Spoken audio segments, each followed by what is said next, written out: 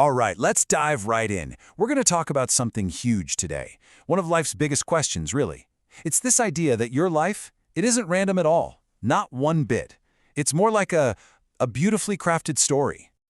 Seriously, just think about your own life for a second. That person you met completely by chance, that job offer that came out of nowhere, or even a really, really tough challenge you went through. Have you ever just had that deep down feeling, that gut feeling that it was all meant to be? Like it was just supposed to happen no matter what? Well, according to the idea of a soul contract, you'd be absolutely right. Those moments were planned. And here's the kicker. You were the one who planned them. Yep, you. Before you were even born, in a higher state of consciousness, you were the architect. You designed the major plot points of your own life story. Okay, so what is this pre-written story? What exactly is a soul contract? Let's break it down. Think of it like this. A soul contract is basically the script you wrote for your own life.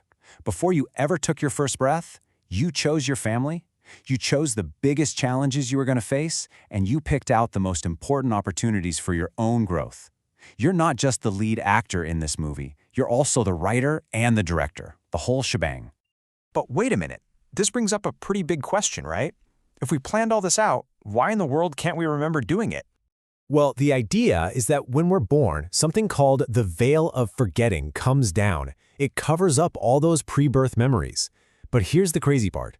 It's not a mistake. It's not a bug in the system. It's totally intentional. It's a key part of the design. So you gotta ask, is this a flaw or is it a feature? The perspective we're exploring here says it's not just a feature, it's a profound gift. I mean, think about it. If you already knew the whole script, every twist and turn, would your choices really be genuine?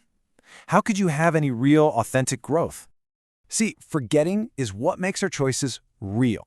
We're not just checking boxes on some cosmic to-do list. It forces us to dig deep and build our own inner strength. And this is so important. It gives us the freedom to improvise, to grow in ways that maybe even our higher self didn't see coming. The contract is a map, It's not a cage.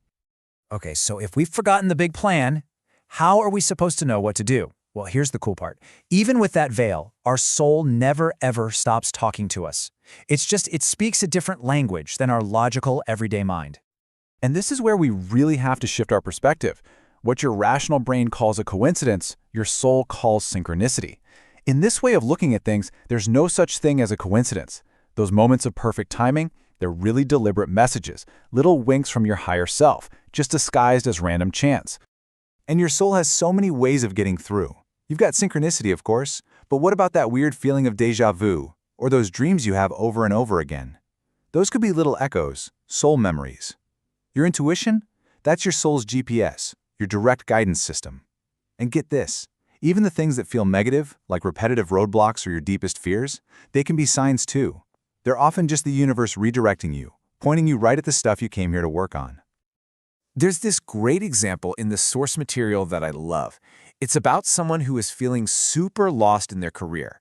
And then suddenly, for like 2 weeks, everything, every song on the radio, every movie they watched, every conversation they had was about following your passion. It's a perfect illustration of how the universe doesn't always whisper. Sometimes it shouts. All right, so once you start noticing these little signs, the next step is to kind of become a detective in your own life. It's time to zoom out and look for the bigger patterns. Do you see the same themes popping up again and again? Like, do you always seem to attract people who need fixing? Maybe that's your soul learning about compassion, but also about setting healthy boundaries. Or are you always the one playing peacemaker in every conflict? That could point to a life mission of creating harmony. It can even show up physically. Chronic throat issues could be a sign from your soul that you've got something to say that you're just not saying. And this is such a crucial point. These patterns, they're not punishments, it's not bad luck. It's more like your soul is an athlete in training, right? An athlete doesn't pick the easy exercises at the gym. They pick the ones that are going to build the specific muscles they need to strengthen. Your soul does the exact same thing. So you might be wondering, how can I get in touch with this contract directly? Well, here's a simple meditation technique you can try. The whole idea is to just quiet down your busy, chattering mind. You find a safe, quiet spot, and you just visualize yourself going deeper, down into your subconscious. And there, you can imagine meeting your higher self, which is really just a beautiful representation of your own soul's wisdom. And you can just ask it, Ask direct questions about your purpose, your lessons, whatever you need to know. And for anyone who wants to go even deeper, this kind of meditation can be a doorway to what's known as the Akashic Records. The best way to picture it is like a huge cosmic library, an energetic database that holds the story of every single soul's journey. Your soul contract? It's like your personal book sitting on one of those shelves. Okay, so remembering the plan is amazing. It's powerful stuff. But the real magic, the real transformation, happens when you actually start to live it. And that's all about recognizing and using the tools you packed for this trip. You know those things you're just naturally good at? That stuff you've always done without even thinking? Those are not random accidents of genetics. They are your spiritual tools, skills you've probably spent lifetimes perfecting, and you chose them specifically for your mission right now. And hey, even things you might think are flaws, like being too sensitive. What if that's actually a superpower, a gift for picking up on subtle energies that most people miss? So, how do you figure out what your specific gifts are? Just look at the clues in your own life. What did you absolutely love doing as a kid, before the world told you it wasn't a real job? What are the things you do that actually leave you feeling more energized, not drained? What do people always seem to compliment you on or thank you for? The answers to these questions, they point right to your soul's purpose. And it's so important to remember, you are not doing this alone. Every single significant person in your life, they're part of your contract too. They're here by agreement.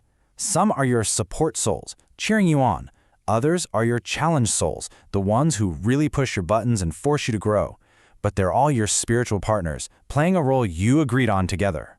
Because at the end of the day, the goal isn't just to identify your gifts so you can feel good about yourself. Your purpose is really, truly fulfilled when you take those amazing, unique talents and you use them.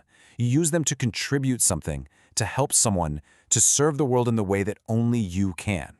And that brings us to the most important question of all, the one I want you to take with you.